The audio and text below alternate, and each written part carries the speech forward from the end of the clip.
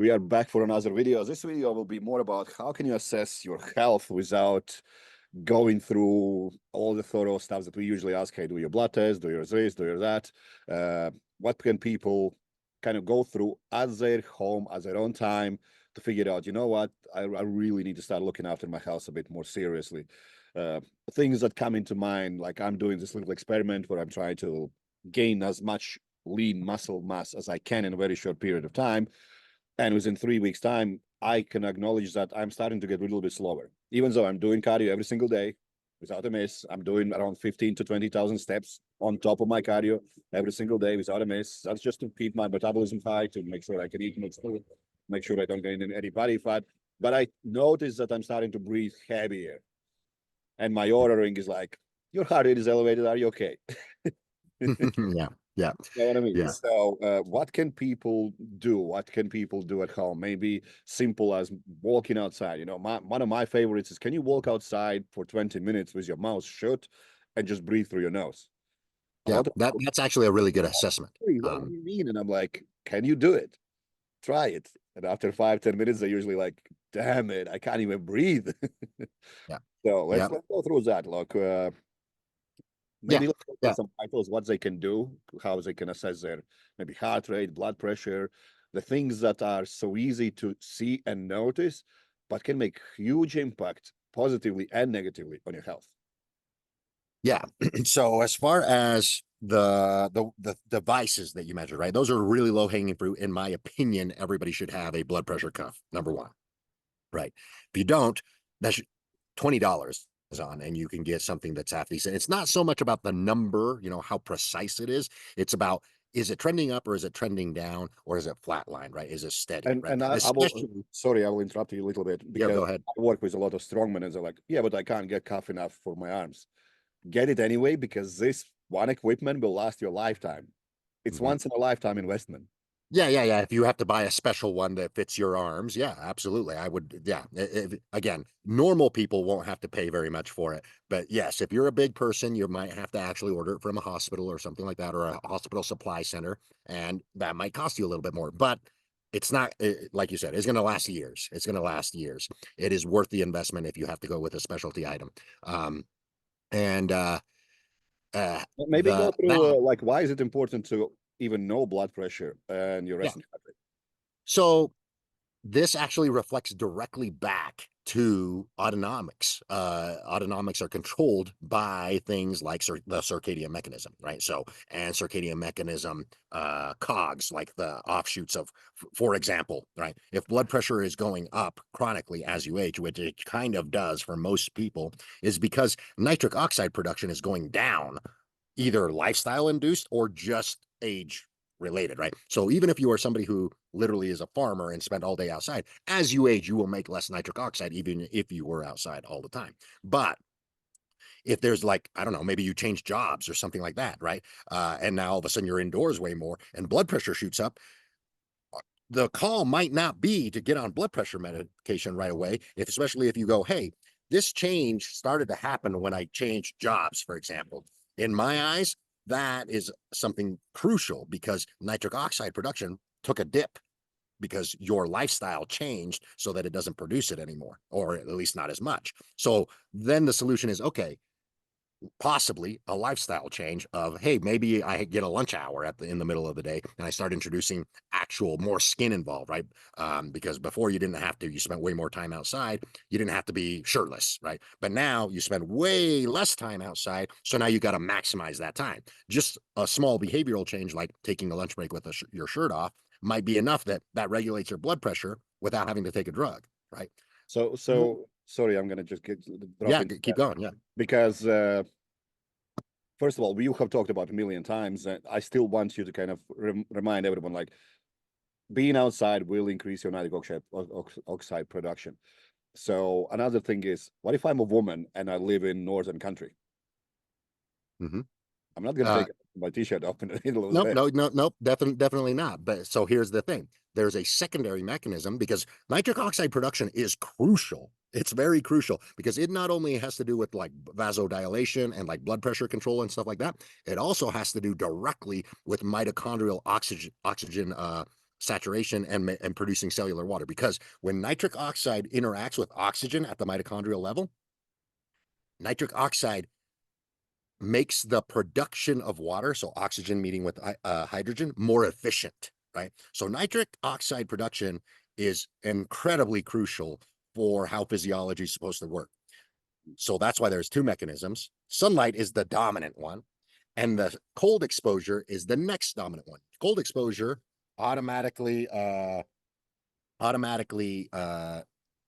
raises ENOS. So epithelial nitric oxide. So it actually goes to the endothelial cells and raises that production of nitrogen in those cells. So it literally produces more of that. And you can physically see this, right? You see it in both instances, sunlight and cold, when your skin gets really pink and really red and it vasodilates. Cold will do that, and sunlight will do that.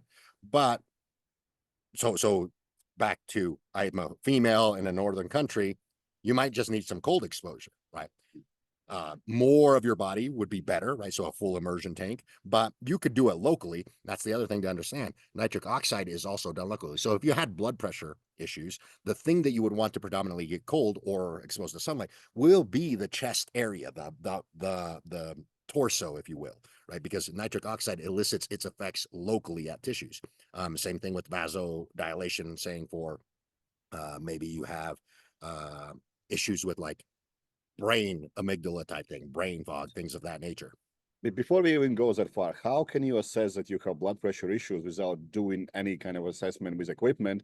Because a lot of people feel same all year round, and more often than not, they don't even understand that this is not normal. You're actually run down, you're tired, you have issues with your health. And a lot of people don't know that because they feel like that for years at a time.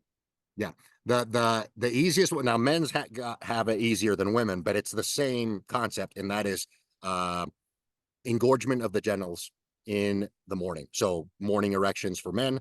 For females, they're really not gonna get that, but just the ability to have good blood flow at the genital area is a crucial indicator of a nitric oxide production, right? So if that's going off, right, and it's going to, as you age, it's going to go down, right? But if it's very abrupt, like, hey, I hit 35 and all of a sudden I don't get erections anymore, that would be something to cue in on. Hey, at 35, that shouldn't be happening, right? Or at least it shouldn't happen abruptly. And that would be one of the first signs. In fact, that's one of the first things that I talk about is like getting an assessment of somebody that I haven't worked with for a long time, or I don't have a lot of history of their blood work is, hey, when you wake up, how do you feel? And are you, if it's a man, are you getting erections and then waking up? In other words, you're having morning wood, and within that hour time frame or whatever, that's when you're waking up. That's about how it should be happening regularly. And most often they go, oh yeah, I used to get that, but now I don't, right? And then I go, okay, well, there may be a blood pressure thing in there. Do you know what your blood pressure is, right? That's the next follow-up question. Oftentimes they don't know, or they go, well, when I go to the doctor, it seems normal. I'm like, okay, but do you have, going back to everybody should have a blood pressure cuff, do you have the ability to take that? And if the answer is no, then we get that. If the answer is yes, then, I have them regularly do that. And you start to find out that, you know what, there is some blood pressure dysregulation type stuff going on. And then is it related to sleep per se, right? Like, hey, I'm just waking up groggy and I'm just not actually recovering very well, because erections don't directly go, hey, if you have poor quality erections or poor quality blood flow to your genitals, it's automatically a nitric oxide prediction. It's at the high end of the list, but it could also be, hey, I'm too stressed to elicit that type of a response, right? So then you go back to the 8-hour window before that, which is pre-sleep, right? What's happening there? Are you struggling to get to sleep? Are you anxious when you go to sleep? Or does it take you a long time to fall asleep? So that's sleep efficiency. We have some episodes on talking specifically about those types of things. So sleep efficiency is probably a big one for both sexes, which is how long does it take you to fall asleep? Once you're in bed, right? Does it take you 5 minutes, 10 minutes, 15 minutes? That would be ideal, somewhere around the 15-minute mark or less. But if you're laying in bed for 30, 40 minutes regularly, then that starts to tell me, okay, now we got to look at some stress factors, whether that's a light-induced stress that night or whether that's lack of light. So you're just light stressed from just an indoor lifestyle, because that will lower melatonin production. And so that means that even the evening when you should be making or releasing lots of melatonin, you're not, right? So now your sleep efficiency starts to drop. So then the sleep cycles that are supposed to happen all night aren't happening as aggressively. So let me explain that just a little bit on how that details in. When the sun goes away or when light gets dramatically dropped, the central climactic nucleus and the PVN go ahead and allow melatonin to come up. They allow to interact with the brain. You have lots of melatonin going on. Like right now, I'm producing melatonin because sunlight is making a cellular stress at the cell, and that's quenching it with melatonin. Melatonin is predominantly not a sleep hormone. It is a antioxidant first. So that's how it's being produced locally to all tissues.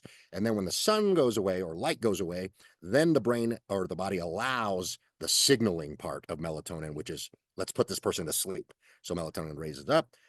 The amount of melatonin being raised will also correlate with the rest of the cascade of hormones that are supposed to happen at night.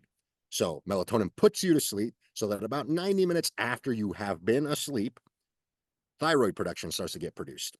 Thyroid production meaning T4, inactive, but it's the substrate that's going to turn into all other metabolic pathways of the thyroid pathway, right? So that's free T3, reverse T3, et cetera, all of those, even T2. So that is directly correlated to how much melatonin got produced. Lots of melatonin means that there was a lot of activity during the day, a lot of potential damage during the day. So lots of thyroid will get produced. Why? Because thyroid is metabolism, meaning just everything that's working. It's not just calories, right? Too many people associate thyroid with calories. That's not how it works. Thyroid is everything that the body is doing, including the repair processes, right? So that means that lots of melatonin, hey, there should be lots of thyroid being made because you're going to have to do a lot of repairing, a lot of restoring. And that only will get made about 90 minutes after you're asleep. You have to be asleep for it to work. That's why melatonin is the first one to kickstart this whole thing. Then after, go ahead. The key things that basically you just covered is the number one thing you can check is, hey, is your blood pressure is fine? And then is your sleep quality in check? What can we kind of look into when it comes to any other signs? Maybe skin health, maybe hair growth, maybe any other things. Like, I always ask a lot of people that I work with when they go on holidays, they notice that their nails grow quicker and so on and so forth.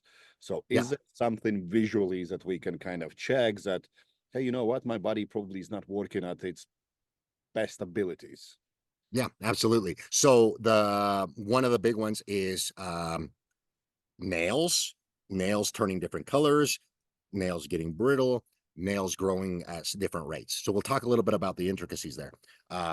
So nails turning different colors definitely starts to tell you because specifically nails that are different colors and misshapen, toenails, things of that nature. And the reason for that is because those are electromagnetic field, like what tells them the shape to grow in. It's an electromagnetic field of your body. That's what tells the nail to grow in a certain shape. A lot of people really don't understand that, but that's literally how it's done. That's how the body signals those types of things.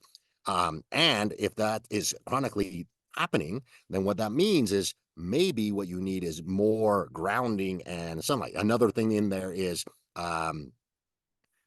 the amount of sweating that you do when you're outside is crucial, right? So here is when I know that somebody is not necessarily not doing things right, but the environment actually might be not as beneficial, or the way that they're exposing themselves to the environment is not beneficial. And that's the following. You go outside and it's a sunny day and you're going for a walk, you have shoes on and things of that nature, and you're somebody who gets excessively sweaty feet, like really sweaty feet.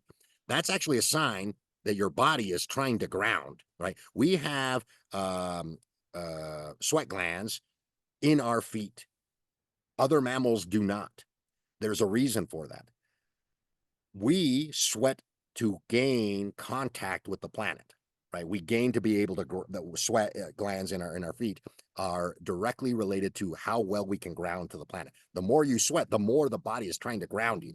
So if you're chronically ungrounded, going to have sweatier and sweatier feet, and they'll just never stop sweating, right? And that's actually a very common problem for a lot of people, men and women, sweaty, smelly feet. And that goes into, hey, maybe one of the key things that you need to do is just some low level grounding, right? Whether that's in your home, if you assess that as a good environment to do that with some kind of a grounding device, or when you go outside, just taking the time to take your shoes off and ground for even 10 to 15 minutes is enough to start to dissipate some of that. And you will notice it. You will notice And it. you'll notice, well, you mentioned that in previous videos as well. It doesn't have to be you're taking shoes off. You can just hug a tree.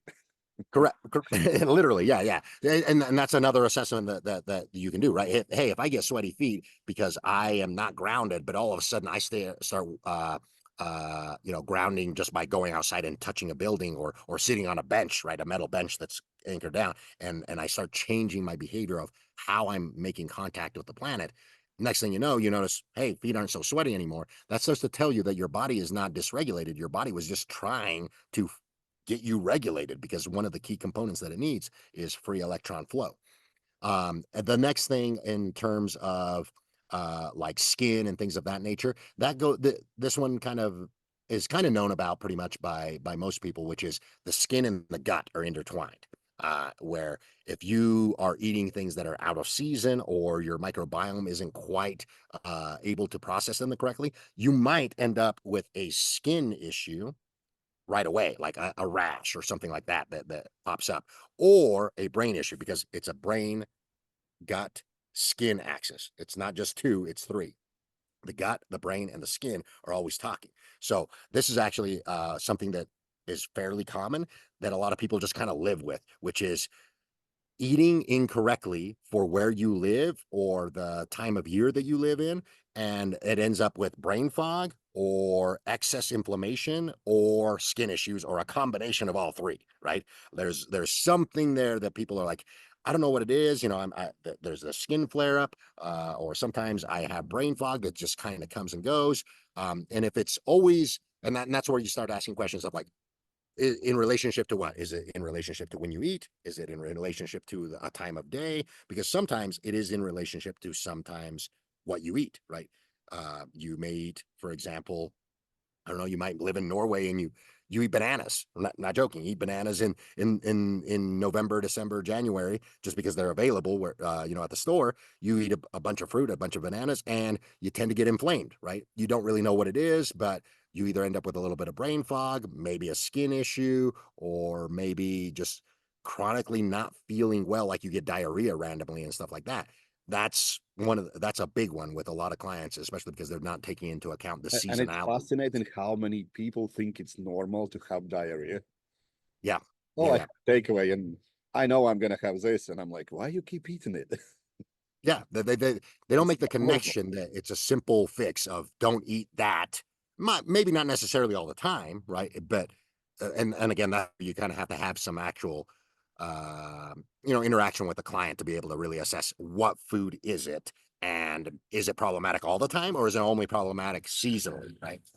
Depending on the food, it could only be problematic seasonally, and that's okay, right? Like that, there's nothing wrong with varying the food that you eat by season of the year, right? So those are those are low hanging. Hey, do you get brain fog randomly? Do you get skin rashes randomly? Do you get diarrhea randomly? Which also goes back to morning assessment, right?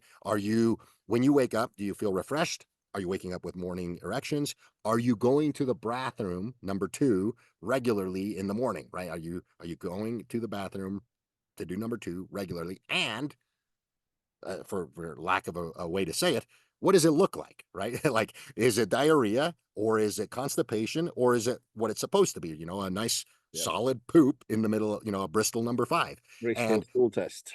yeah, there's a reason why that's developed, because it starts to tell you about how you're digesting things. And if you're digesting things well, then the brain gut axis and the brain skin axis are also working well, right? So So, digesting well, enough fiber to actually create a mhm, decent poop. yeah. I wanna dig more into nutrition side of assessing your health. Can we catch out that there might be something missing in our body depending on what we crave? let's say, oh, I really want to eat chocolate, or I really want to eat this, or I really want to eat that. Can we kind of There probably is, but the biggest thing that I find is that most often when people are craving really anything, whether it's chocolate, ice cream, things of that nature, going back to literally our previous talk about protein, is the main thing that they're probably missing is the body is needing protein. The body is needing large amounts of that, right? Especially if the things that you crave are, not necessarily snacking aside, but savory type things that are savory, and you're reaching for chips, or you're reaching for even like even chocolate has some degree to that. Then it starts to tell me that more than likely you're not getting enough protein consumption in, because that is a real thing. There's actually some studies on that where protein overfeeding tends to actually subsequently take away cravings, right?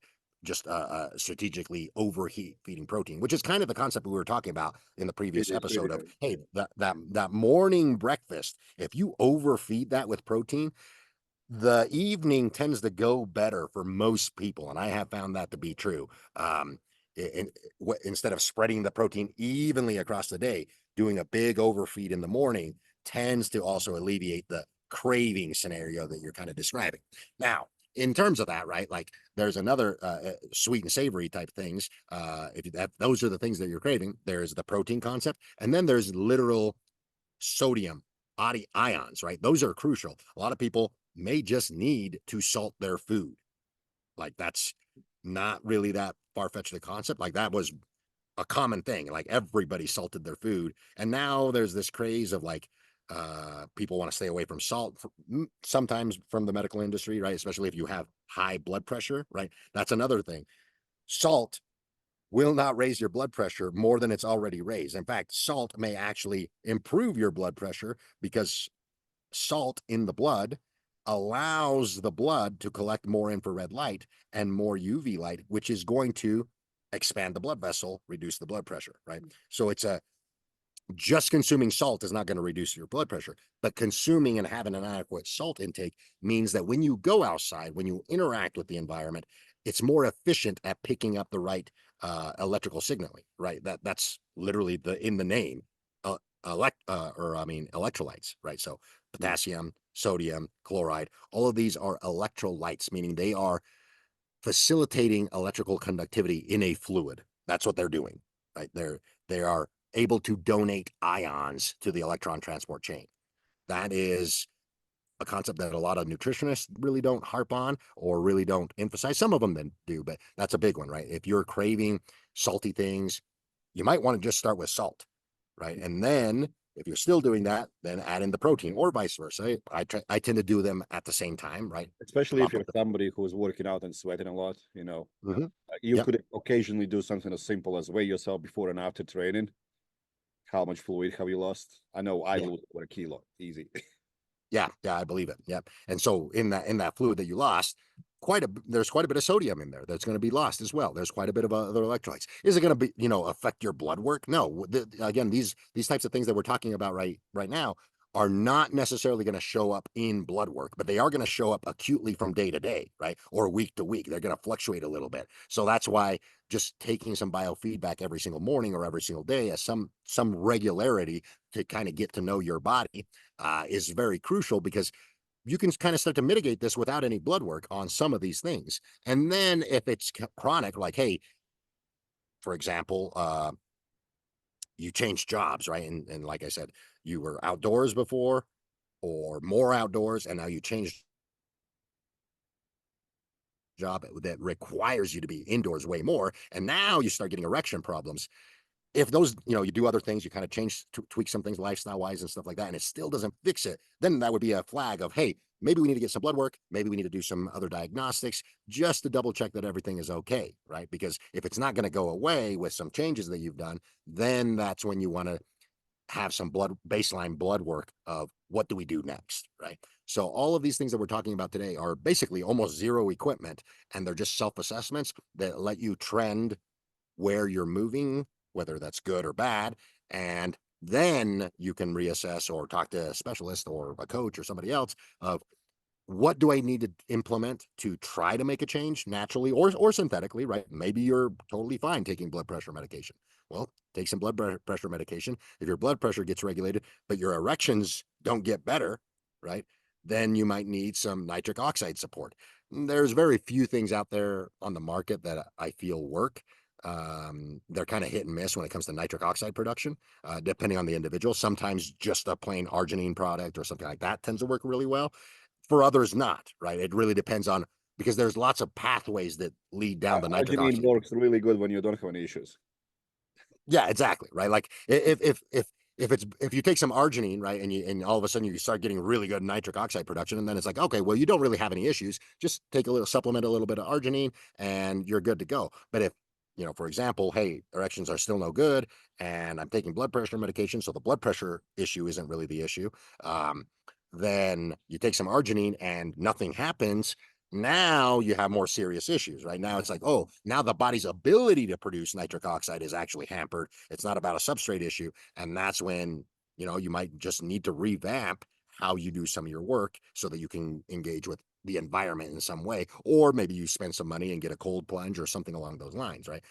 Lots of different What ways I to kind of. oftentimes see in this case is people have spent too long in calorie deficit because that's all they believe in, because that's all that's put out there. Anything will fix you as long as you're in calorie deficit. And you're like, that's not how we're supposed to kind of live, but okay.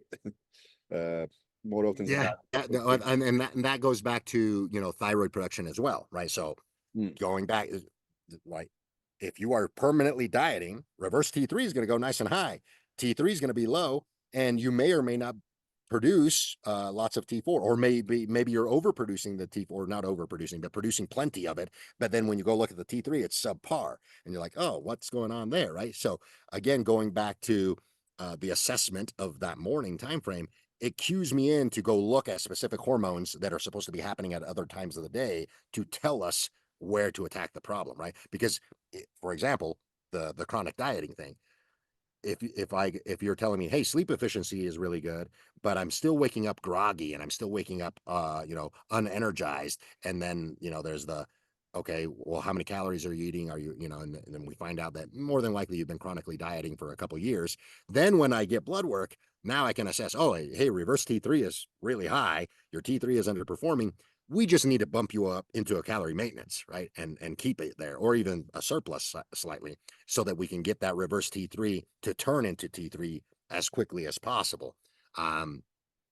But if we assess that and you've been in a calorie deficit for 5 years, right?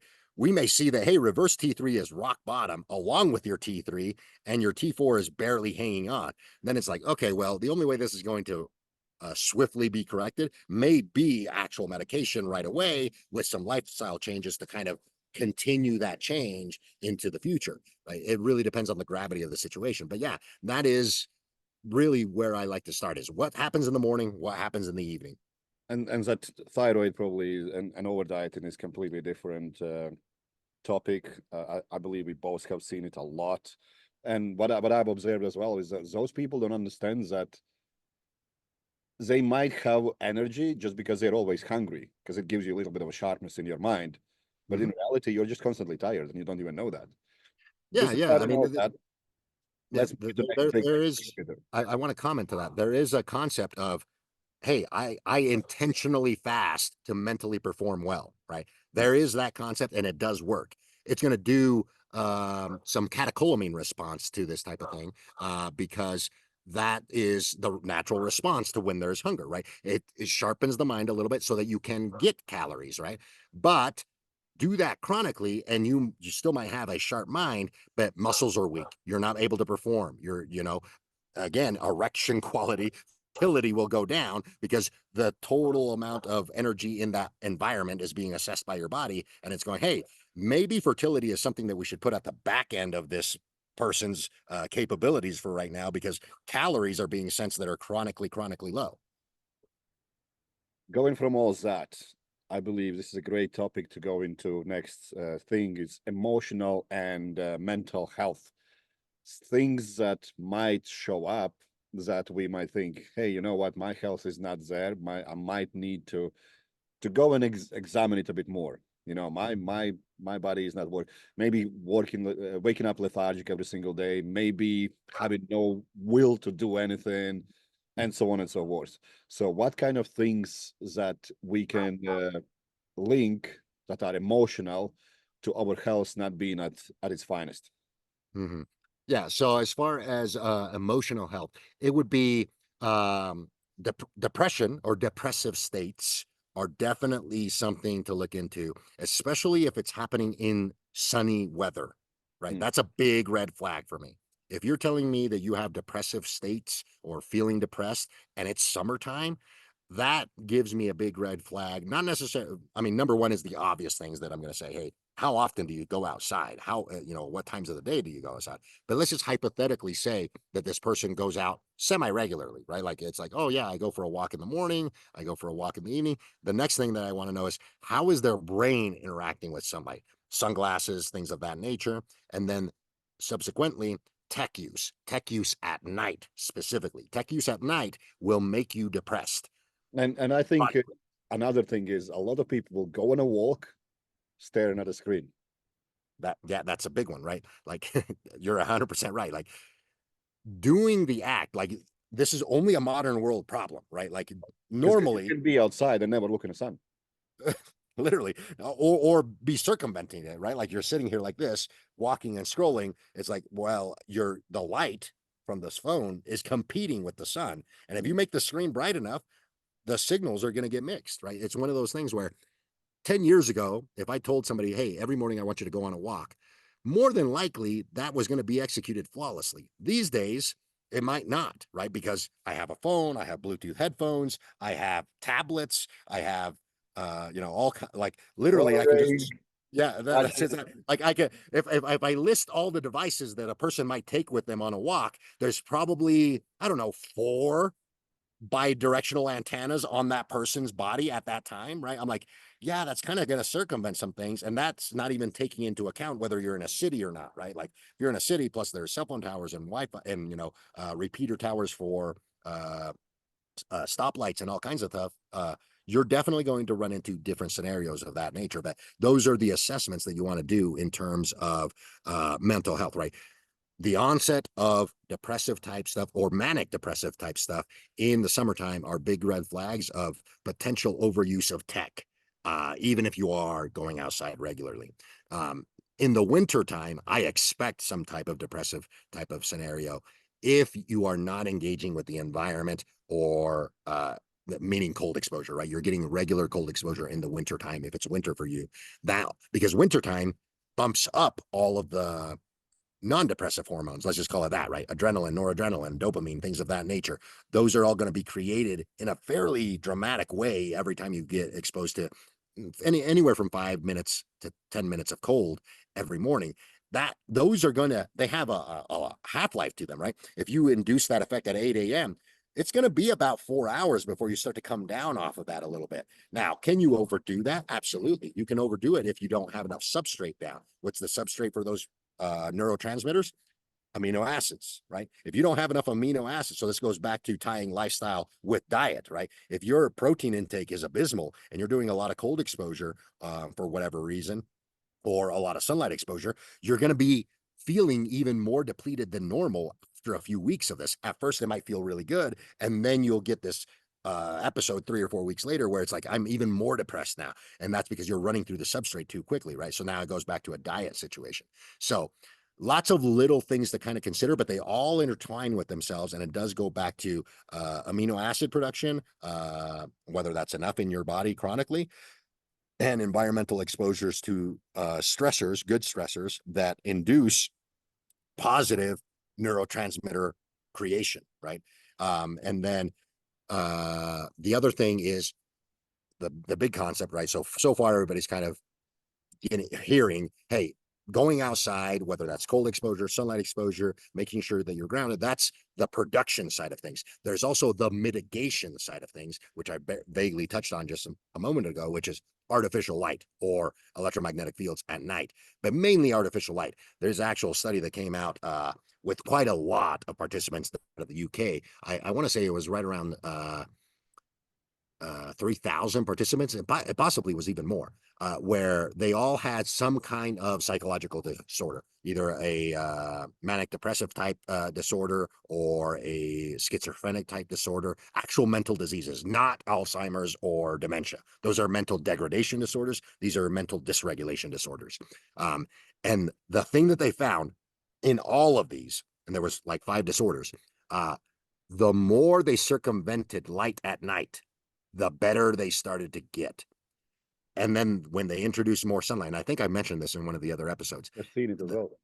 Yeah, and the more sunlight, when they started to introduce sunlight or just bright days, they got even more reversal. They got a bigger effect, right? But the first intervention was circumventing light at night, and that actually did even more for people that were schizophrenic. So in other words, the brain's timing of what reality is heavily dependent on light and the absence of light at the right times of the day, right? So the absence of light is crucial for managing mental and psychological disorders. So that's another big one to cue in on. If you start seeing things of like, you're just not feeling well, you're overanalyzing, worst case scenario type of thing. You're somebody who seems to like overthink, right? You just can't shut the brain down. You're having a whole lot of anxiety and things of that nature. If those signs are recent, the first thing that I like to do, especially if it's winter time, is, hey, let's start cueing in on how much artificial light you are exposed to after dark. Most people, especially in northern countries, it's upwards of 6 hours, right? The sun might go down at like 5 p.m. and they're not going to bed until 11 p.m. That's 6 hours of artificial light interacting with you. That's a lot of light. That's a lot of artificial light. That's almost a whole day's worth of light. Yeah, and there is a lot to add to that. Emotional, mental, obviously, there is like the way you think is extremely important and whatnot, but it's not something we're gonna kind of unwrap here. No. But I'll just try to kind of summarize everything you've talked about. Like, if you are someone who's just health conscious, be aware of, do you have any issues with your blood pressure or resting heart rate? You know, hey, do you run out of breath by just walking? Do you get dizzy when you stand up and those kind of things? Is your bowel working properly? You know, do you have a decent poop? It's important. It's as like, does your body get rid of all the stuff? Like, people talk toxins and whatnot. You don't need to detoxify yourself if your body works great. And it's just like checking your car a couple times a year will be way more beneficial than waiting until to break down to swap something that's broken down. Mm-hmm. Then assessing how you sweat and from where you sweat. That might be a giveaway, that there might be something happening that you might want to get a closer look at. Mood swings, you know, okay, in a winter we all get down a little bit, some weirdos don't. But you know, if environment is really pleasant and you're still feeling down, there might be something that worth taking a look at a deeper level. Maybe even do some blood tests or go and sit down and talk to somebody, like, why the hell am I feeling like this? Because it's not always physiological thing, it's psychological as well. You know, like I mentioned just a couple minutes ago, like the way you think is a skill that we need to learn, but we're not going to touch on that now. And sleep-wake cycle probably is the most important thing to understand and nail down to make sure that your health is as good as it can be in the environment that we are currently living at. As much as comfort as we have, there are so many stressors that we don't even acknowledge. Yeah, 100%. That's a great wrap up. Is that is the purpose of this biofeedback assessment. You're trying to account for all the different stressors that are that are being imposed on your biology from day to day, which are going to change, right? Like, it would be impossible to be like, hey, I'm just going to take this test, whether it's a genetic test or a blood test or whatever, and be like, oh, it's going to catch everything that might be happening with me. That's not possible. The biofeedback is actually the thing that's moving with the stressors that are moving as well. Awesome, David. Thank you for your time as usual, and I'll see you next video. Awesome. Thank you.